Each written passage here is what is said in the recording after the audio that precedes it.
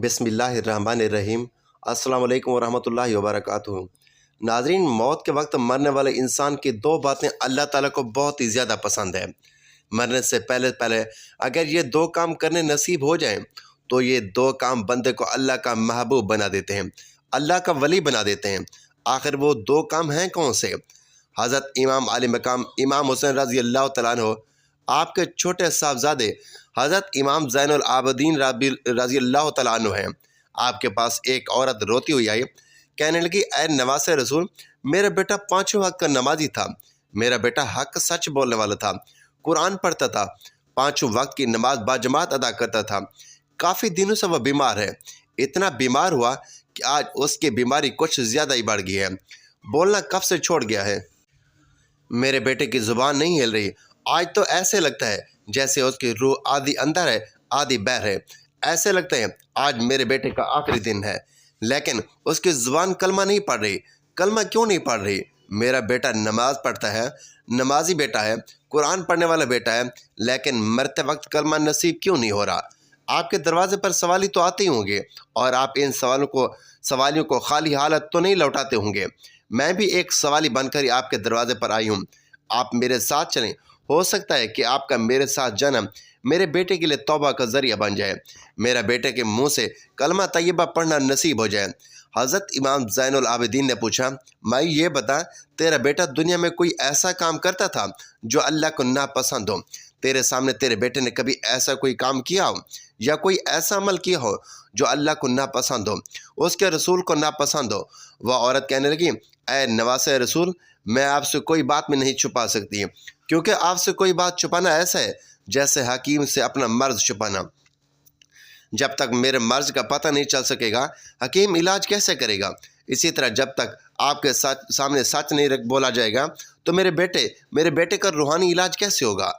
तो वह कहने लगी, ऐ नवासे रसूल, मेरा बेटा नमाज भी पढ़ता था, मेरा बेटा कुरान भी पढ़ता था, लेकिन राह चलती औरतों को मेरा बेटा ताक ताक के देखता था, राह चलती औरतों पर मेरा बेटा नज़र जमा के देखता था, ऐसी गौर से देखता था कि वो कितनी खूबसूरत है। वह औरतों को शहवत भरी नज़रों से देखता था। मैं बेटे को रोकती थी, बेटा ये अमल अल्लाह को नापसंद है। मेरा बेटा मेरे कहने पर ना चला, मेरे बेटे ने मेरी बात ना मानी। नज़रें जमा के देखता, नज़रें टिका के देखता कि ये औरत कितनी खूबसूरत है, किस तरह चल रही है और किस तरह उठती है, किस तरह बैठती है, मुझे ऐसी औरत बड़ी पसंद है। यानी शहवत भरी निगाह से हर एक औरत को देखता था। बस यही एक कमी थी मेरे बेटे के अंदर। उसके अलावा मेरा बेटा नमाजी भी था, मेरा बेटा कुरान भी पढ़ता था, हक सच बोलता था। हज़रत इमाम हुसैन रज़ी अल्लाह तआला अन्हु के छोटे साहबजादे इमाम ज़ैनुल आबिदीन ने फरमाया, माई बस यही वो अमल है जो उसकी नेकियों को खा गया है, यही उसका काला करतूत उसके तमाम नेकियों को खा गया है, यही वो अमल है जिसने तमाम नेकियों को उजाड़ के रख दिया है। ये अमल नेकियों को इस तरह खाता है जिस तरह आग लकड़ी को खाती है। खैर, हज़रत इमाम ज़ैनुल आबिदीन उस औरत के साथ उसके घर आए, देखा कि वो नौजवान ज़िंदगी मौत की कश्मकश में ज़िंदगी और मौत की जंग लड़ रहा है। ऐसा लग रहा है जैसे आधी रूह अंदर है आधी रूह बाहर है, लेकिन उसकी ज़ुबान नहीं हिल रही, कलमा नहीं जारी हो रहा और कोई होश व हवास नहीं है। हज़रत इमाम ज़ैनुल आबिदीन ने नवासे रसूल ने अपने नाना नबी करीम सल्लल्लाहु अलैहि वसल्लम की शान में उतरा हुआ कुरान उठाया और सूरह यासीन पढ़नी शुरू कर दी। एक बार ख़त्म हुई तो फिर से सूरह यासीन पढ़नी शुरू कर दी। जब दूसरी बार ख़त्म हुई तो आपने अल्लाह की बारगाह में अपने हाथ उठा दिए, चश्मे पर नम से अर्ज़ करने लगे, ऐ मेरे करीम रब, ऐ मेरे सोने और प्यारे रब, ऐ मेरे हकीम रब, मैं तेरे महबूब नबी आखिरुज़्ज़मा हज़रत मोहम्मद मुस्तफ़ा सल्लल्लाहु अलैहि वसल्लम का नवासा हूँ। तमाम बुलंदियाँ, तमाम तारीफ़ें तेरे ही लिए हैं। मैं तेरी बारगाह में हाथ बुलंद किए हूँ। इस नौजवान को कलमा पढ़ने की तौफीक अता फरमा, उसके होंठों पर कलमा तैयबा पढ़ने की तौफीक अता फरमा, उसके होंठों पर कलमा तैयबा जारी फरमा, ताकि इसका खात्मा ईमान पर हो जाए। हज़रत इमाम ज़ैनुल आबिदीन की दुआ अभी ख़त्म ही नहीं हुई थी कि उनके जुमले अभी ख़त्म ही नहीं हुए थे कि आपकी दुआ अल्लाह की बारगाह में पहले कबूल हो गई। जैसे ही उस मरीज़ पर नज़र पड़ी जो मरने वाला था, उस नौजवान के होंठ हिलने लगे, लब जुम्बिश करने लगे। अब हज़रत इमाम ज़ैनुल आबिदीन उसके करीब गए, उसके होंठों पर अपने कान लगा दिए तो सुना कि वो नौजवान कह रहा था कि ऐ मेरे करीम रब, मैं अपने किए गुनाहों पर शर्मिंदा हूँ, मैं अपने किए के काले करतूतों पर بہت نادم و شرمندہ ہوں۔ ساری زندگی میں نے غفلت میں گزار دی، ساری زندگی میں نے آوارگی میں گزار دی، لڑکیوں کو دیکھنے میں، عورتوں کو جھانکنے میں گزار دی، دوسروں کی عزتوں کو اپنی گندی نگاہوں سے دیکھنے میں گزار دی۔ اے میرے مالک، میں گناہ گار ہوں، میں بدکار ہوں، میں سیاہ کار ہوں، میں اقرار کرتا ہوں، میں جرم دار ہوں، میں سب کچھ ہوں، لیکن میرے مالک میں مرتے وقت تجھ سے توبہ کرتا ہوں، میری توبہ کو قبول فرما۔ مالک میری توبہ، میری توبہ، میری توبہ۔ حضرت امام زین العابدین فرماتے ہیں کہ وہ نوجوان توبہ توبہ توبہ کرتا مر گیا، توبہ کر کے اس کی روح نکلی۔ سبحان اللہ، جب توبہ توبہ کرتے اس کی روح دار فانی سے نکل گئی تو امام زین العابدین نے خود اس کا جنازہ پڑھایا۔ جنازہ پڑھانے کے بعد اس کی تدفین کی۔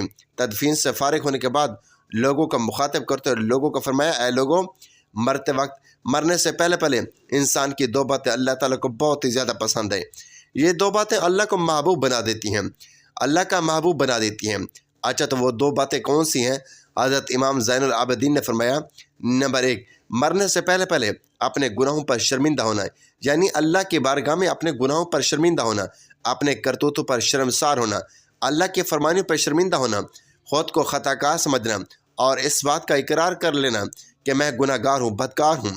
نمبر 2، مرنے سے پہلے پہلے اللہ کے بارگاہ میں اپنے تمام گناہوں کی پکی سچی توبہ کر لینا۔ یہ دو کام ایسے ہیں جو اللہ کے بارگاہ میں بہت زیادہ پسند ہیں۔ توبہ کا عمل اللہ تعالیٰ کو اتنا زیادہ پسند ہے، اللہ تعالیٰ خود فرماتا ہے، اے ایمان والو، اللہ کی طرف ایسے توبہ کرو جو آگے کو نصیحت ہو جائے، یعنی توبہ صادقہ، جس کا اثر توبہ کرنے والے کے اعمال میں ظاہر ہو، اس کی زندگی اطاعتوں اور عبادتوں سے معمور ہو جائے اور وہ گناہوں سے بچتا رہے۔ سردار دو جہاں محبوب رحمان صلی اللہ علیہ وسلم کا فرمان عالی شان ہے، بے شک اللہ عز و جل توبہ کرنے والے آزمائش میں مبتلا مومن بندے کو پسند فرماتا ہے۔ کہنے والے کہتے ہیں، اگر تمہاری سانسیں چل رہی ہیں، رکی نہیں ہیں، تو ابھی بھی توبہ کا وقت ہے، پکی سچی توبہ کر لو۔ اچانک موت آ بھی گئی تو کیا کرو گے؟ توبہ نصیب نہ ہوئی تو مرنے کے بعد اللہ کو کیا منہ دکھاؤ گے؟ کتنا خوش قسمت تھا وہ نوجوان جس کو مرنے سے پہلے پہلے توبہ نصیب ہوگی، کلمہ پڑھنا نصیب ہوا، خاتمہ ایمان پر ہوا۔ تو کیا کسی کو یہ بات معلوم ہو سکتی ہے کہ مرتے وقت اس کا خاتمہ ایمان پر ہوگا یا نہیں، توبہ کرنا نصیب ہوگا یا نہیں؟ لیکن ابھی تو سانسیں چل رہی ہیں، ہماری آنکھیں کھلی ہیں، ہمارے پاس وقت ہے توبہ کرنے کا اور اللہ کے حضور جھکنے کا۔ پیارے نبی صلی اللہ علیہ وسلم نے فرمایا، اے صحابہ، عرض کی جی یا رسول اللہ صلی اللہ علیہ وسلم۔ میرے نبی نے فرمایا، میں اللہ کا حبیب ہوں، اور جو نوجوان اپنی نوجوانی میں توبہ کر لیتا ہے وہ بھی اللہ کا حبیب بن جاتا ہے۔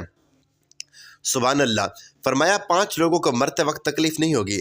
حضرت سیدنا عثمان غنی رضی اللہ تعالیٰ عنہ نے فرمایا تھا، دنیا میں 5 لوگ ایسے ہیں جن کے مرتے وقت تکلیف نہیں ہوگی، ان کی روح آسانی سے نکلے گی۔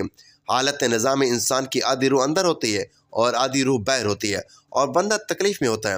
اس وقت انسان کو پیاس اتنی لگتی ہے کہ انسان یہ چاہتا ہے کہ 7 سمندر کا پانی بھی پی جاؤں، اور اگر بالفرض وہ 7 سمندر کا پانی پی بھی جائے پھر بھی اس کی پیاس کبھی ختم نہیں ہوگی۔ روح نکلتے وقت انسان کو جو تکلیف ہو رہی ہوتی ہے وہ ناقابل بیان ہے۔ حضرت سیدنا عثمان غنی رضی اللہ تعالیٰ عنہ نے فرمایا، یہ 5 لوگ ایسے ہیں کہ انہیں مرتے وقت ذرا بھی تکلیف نہیں ہوگی، یعنی موت آسان ہوگی اور بغیر تکلیف کی ہوگی۔ پوچھا گیا کہ جناب وہ کون سے 5 لوگ ہیں جنہیں موت کی سختی میں بھی نرمی میسر ہوگی؟ تو فرمانے لگے کہ سب سے پہلا شخص وہ ہے جو اپنی ماں باپ کی موت کے بعد، یعنی ماں باپ کے مرنے کے بعد، وراثت کا حصہ اپنی بہنوں کو پہنچانے میں جلدی کرتا ہے، یعنی وراثت کا حصہ اپنی بہنوں کو جلد اور بر وقت پہنچاتا ہے۔ ایسا نہ ہو کہ بہن کے بچے بھوک سے بلکتے رہیں اور تم بہن کے حق پر قبضہ کیے بیٹھے رہو، اور بہن اس انتظار میں رہے کہ میرے بھائی کب مجھے میرے ماں باپ کی وراثت میں سے حصہ دے گا۔ بہت بار یہ بھی دیکھنے میں آتا ہے کہ بہن کی شادی نہیں ہوئی جبکہ والدین دنیا سے رخصت ہو گئے، تو بھائی نے کہا کہ کوئی بات نہیں، جب بہن کی شادی کروں گا تو ہی اس کا حصہ جہیز کی صورت میں دے دوں گا۔ یاد رہے کہ اسلام میں بہنوں کو جہیز دینا فرض نہیں ہے جبکہ ان کا وراثتی حق دینا فرض ہے۔ دراصل عورت کو جہیز دینا یہودیوں کی رسم ہے، اسلام اس کی ترغیب نہیں دیتا، لیکن اسلام میں عورت کا وراثتی حصہ دینا فرض ہے، یعنی جہیز دینا فرض نہیں ہے بلکہ اسلام میں بہنوں کو حق دینا فرض ہے۔ باپ کی وراثت میں سے بہنوں کو ان کا حق دینا فرض ہے۔ واضح رہے کہ والدین کے ترکہ میں جس طرح ان کی نرینہ اولاد کا حق کو حصہ ہوتا ہے، اسی طرح بیٹوں کا بھی شرعی حق کو حصہ ہوتا ہے۔ والدین کے انتقال کے بعد ان کے ترکہ پر بیٹوں کا خود تن تنہا قبضہ کر لینا اور بہنوں کو ان کے شرعی حصے سے محروم کرنا ناجائز اور سخت گناہ ہے۔ بھائیوں پر لازم ہے کہ بہنوں کو ان کا حق و حصہ اس دنیا میں دے دے، ورنہ آخرت میں ہی دینا پڑے گا، اور آخرت میں دینا کوئی آسان کام نہ ہوگا۔ حدیث مبارکہ میں اس پر بڑی وعیدیں آئی ہیں۔ حضرت سعید بن زید رضی اللہ تعالیٰ عنہ فرماتے ہیں، رسول اللہ صلی اللہ علیہ وآلہ وسلم نے فرمایا، جو شخص کسی کی 1 فٹ بھر زمین پہ ازرائے ظلم لے گا، قیامت کے دن 7 زمینوں میں سے اتنی زمین اس کے گلے میں توق کے طور پر ڈالی جائے گی۔ ایک اور حدیث مبارکہ میں حضرت انس رضی اللہ تعالیٰ عنہ فرماتے ہیں، رسول اللہ صلی اللہ علیہ وآلہ وسلم نے فرمایا، جو شخص اپنے وارث کی میراث کاٹے گا یعنی اس کا حصہ نہیں دے گا، تو اللہ تبارک و تعالیٰ قیامت کے دن اس کی جنت کی میراث کاٹ لے گا۔ یاد رہے کہ جہیز کی رسم اسلام کی رسم نہیں بلکہ یہودیوں کی رسم ہے، اور اس کا سب سے بڑا نقصان یہ ہے کہ جس طرح یہودی کی عورتوں کو بغیر جہیز کے کوئی شخص قبول نہیں کرتا، اسی طرح آج اسلام میں بھی عورتوں کی شادیوں میں سب سے بڑی رکاوٹ جہیز کی لعنت ہے۔ غریب آدمی کی بیٹی بیٹھی بیٹھی بوڑھی ہوگی کہ جہیز کا کوئی بندوبست نہ ہو سکا۔ اسی طرح اگر کوئی شخص یہ کہے کہ میں بہن کا وراثتی حصہ تو نہیں دے سکتا، البتہ جب اس کی شادی کا وقت ہوگا تو جہیز دے دوں گا، لہذا فرمایا گیا کہ بہنوں کو بر وقت حصہ دینے والے کی روح موت کے وقت بڑی ہی آسانی سے نکلتی ہے۔ ایک عورت کا بھائی جب فوت ہوا تو اس عورت نے بہت اصرار کیا کہ مجھے بھی قبرستان میں لے چلو، میں بھی اپنے بھائی کی قبر پہ جانا چاہتی ہوں۔ خیر اس کے اس اصرار کو قبول کیا گیا اور اسے قبرستان میں اس جگہ لے جایا گیا جہاں اس کے بھائی کی تدفین ہونے والی تھی۔ اس کے دیکھتے ہی دیکھتے اس کی میت کو قبر میں اتارا گیا اور اس کے بھائی کو مٹی کے سپرد کر دیا گیا۔ جب دعا کی باری آئی تو تمام عزیز و اقارب کے سامنے اس روتی ہوئی بہن نے آسمان کی جانب اپنے ہاتھ اٹھائے اور آسمان کی جانب دیکھا۔ اس کا دل رو رہا ہے، آنکھوں سے آنسو چھم چھم برس رہے ہیں۔ اس نے ایک ایسی دعا کی کہ لوگوں کے مردہ دلوں کو جگا دیا، لوگوں کے مردہ ضمیر کو جگا دیا۔ روتی ہوئی بہن نے آسمان کی جانب دیکھ کر فریاد کی، اے میرے مالک، اے عدل و انصاف کرنے والے رب، آج عدل کا دن ہے، اے انصاف کرنے والے رب، آج میرا بھی انصاف کر دے۔ رو رو کر کہنے لگی، میرے مالک، تو میرے اس بھائی کو اپنی رحمت سے اسی طرح دور رکھنا، میرے اس ظالم بھائی کو اپنی رحمت سے دور رکھنا، ایسے دور رکھنا جیسے اس نے میرے والدین کی وراثت سے مجھے دور رکھا ہے۔ میرے بچے بھوک سے بلکتے رہے لیکن اس ظالم کو میرے بچوں پر ذرا بھی ترس نہ آیا۔ میں اپنے بچوں کو حرام جانور کو گوشت کھلانے پر مجبور ہوئی۔ میرے بچوں نے بڑی غربت تنگ دستے کی زندگی گزاری ہے، جبکہ میرے اس ظالم بھائی کو کبھی بھی حیا نہ آئی، کبھی بھی شرم نہ آئی، کبھی بھی رحم نہ آیا کہ میں اپنی بہنوں کی وراثت کو جو ان کا حق ہے اسے ادا کروں۔ اے میرے مالک، تو آج انصاف کر دے، اور جس طرح سے اس نے میری وراثت کے حق سے مجھے دور رکھا ہے اسی طرح تو اسے اپنی رحمت سے دور کر دے۔ تو اے میرے بھائیوں، صرف ایک لمحے کے لیے اپنے دل پر ہاتھ رکھ کر یہ سوچو کہ جسے تم اپنی بہنوں کو ان کی وراثت کا حق ادا نہیں کرو گے تو کیا تمہاری بہنیں تمہارے لیے مغفرت کی دعا کریں گی یا جہنم کی دعا کریں گی؟ بہن کے لیے ظالم بن کے مرو گے یا مظلوم بن کے؟ اے نوجوان، بہن کا حق کھانا ایسا ہے جیسے خنزیر کا گوشت کھانا۔ حضرت سیدنا عثمان غنی رضی اللہ تعالیٰ عنہ نے فرمایا کہ اے مسلمان، بہن کا حق بر وقت ادا کر دینے والے شخص کی روح مرتے وقت بڑے ہی آسانی سے نکلے گی۔ پھر فرمایا، کثرت سے صدقہ کرنے والا شخص یعنی ایسا شخص جو اللہ اور اس کے رسول صلی اللہ علیہ وسلم کی رضا کے لیے اپنے مال و دولت میں سے یوں صدقہ کرتا ہے کہ جب وہ اپنے ایک ہاتھ سے کسی کو دیتا ہے تو دوسرے ہاتھ کو پتہ بھی نہ چلے، یعنی دوسرا انسان وہ ہے جو کثرت سے صدقہ کرے گا تو اس کی موت کے وقت اس کی روح آسانی سے نکلے گی اور اس کے جان کنی کا عمل اس کے لیے تکلیف دہ نہیں ہوگا۔ نمبر 3، ایسا انسان جو اپنی فیملی سے اچھا سلوک کرنے والا ہے، یعنی اپنے ماں باپ، بیوی بچوں اور بہن بھائیوں سے نرم دلی کا رویہ رکھنے والا ہے، اپنے بیوی بچوں سے پیار کرنے والا ہے، حلال کا لقمہ کما کر اپنی بیوی بچوں کی کفالت کرنے والا ہے، حلال کمائی سے بچوں کی پرورش کرنے والا ہے، بیوی کو حلال کا لقمہ کھلانے والا۔ بزرگان دین فرماتے ہیں کہ جب رزق تنگ ہونے لگے تو دسترخوان کو وسیع کر لیا کرو، یعنی اپنے بیوی بچوں پر خرچ کرنا بھی صدقہ ہے، انہیں کھلانا پلانا بھی صدقہ ہے۔ لہٰذا ایسا شخص جو اپنی فیملی یعنی بیوی بچوں پر خرچ کرتا ہو اور ان سے حسن سلوک کرتا ہو تو جب وہ دنیا سے رخصت ہوگا تو اس کی روح نکلنے میں آسانی ہوگی اور اس سے کوئی تکلیف نہ ہوگی۔ اسی طرح حضرت عثمان غنی رضی اللہ تعالیٰ عنہ نے فرمایا، جو شخص یہ سوچ کر نماز ادا کرتا ہے کہ جو نماز وہ ادا کر رہا ہے وہ میرے نبی صلی اللہ علیہ وسلم کی آنکھوں کی ٹھنڈک ہے۔ نماز دین کا ستون ہے، نماز مومن کی معراج ہے، اسلام اور کفر میں تفریق ہے۔ تو 5 وقت کا نمازی موت کے وقت کسی قسم کی سختی میں مبتلا نہ ہوگا۔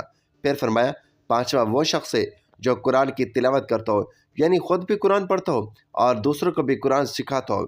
پھر فرمایا راتوں کی تنہائیوں میں اٹھ کر قرآن پڑھا کرو اور قرآن پڑھتے وقت رویا کرو۔ فرمایا کہ اگر رونا نہ بھی ہے تو رونے کی کوشش کر لیا کرو۔ حضرت داتا علی ہجویری گنج بخش رحمۃ اللہ علیہ سے کسی نے پوچھا کہ حضرت اگر رونے کی کوشش بھی کریں اور پھر بھی رونا نہ آئے تو پھر کیا کریں؟ تو فرمایا کہ پھر اپنے مقدر پہ رویا کرو۔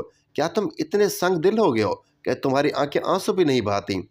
ناظرین، اللہ پاک سے دعا ہے کہ اللہ پاک ہمیں موت کی سختیوں کو دور فرمائے اور ہمارا خاتمہ ایمان پر فرمائے، آمین یا رب العالمین۔ ناظرین، ویڈیو اچھی لگے تو ویڈیو کو لائک، شیئر اور چینل کو سبسکرائب ضرور کیجیے۔